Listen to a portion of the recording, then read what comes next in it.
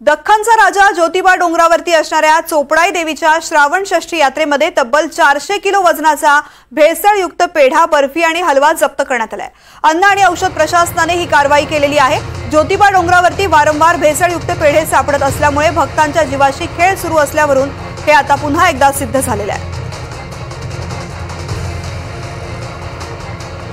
दख्खनचा राजा ज्योतिबा डोंगरावरती असणाऱ्या चोपडाई देवीच्या श्रावण षष्ठी यात्रेत तब्बल 400 किलो वजनाचे भेसळयुक्त पेढा, बर्फी आणि हलवा जप्त केला गेलेला आहे। अन्न आणि औषध प्रशासनाने कारवाई केली आहे। ज्योतिबा डोंगरावरती वारंवार भेसळयुक्त पेढे सापडत असल्यामुळे भक्तांच्या जीवाशी खेळ सुरू असल्याची टीका होत होती आणि आता पुन्हा एकदा अशा प्रकारच्या जप्तीमुळे हे उघड झालेले आहे।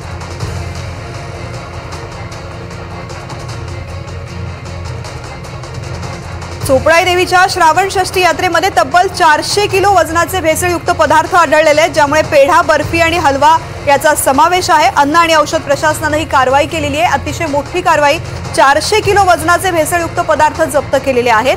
दख्खनचा राजा ज्योतिबा डोंगरावरती असणाऱ्या चोपडाई देवीच्या श्रावण षष्ठी यात्रेमध्ये यांची विक्री सुरू होती आणि त्यानंतर ही कारवाई करण्यात आलेली आहे। याआधी सुद्धा वारंवार डोंगरावरती भेसळयुक्त पेढे सापडत असल्यामुळे भाविकांच्या जीवाशी खेळ होतोय का अशी चर्चा सुरू होती।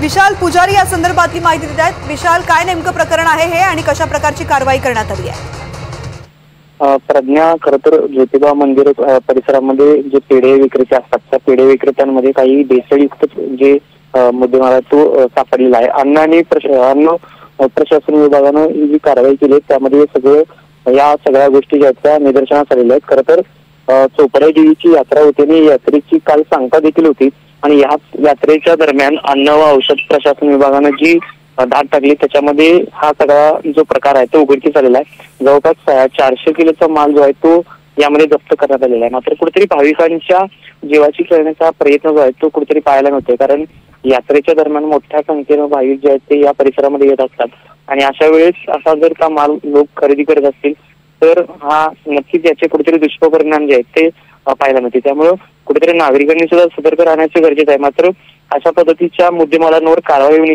होणं सुद्धा गरजेचं आहे। निश्चित विशाल, धन्यवाद संपूर्ण माहिती करता।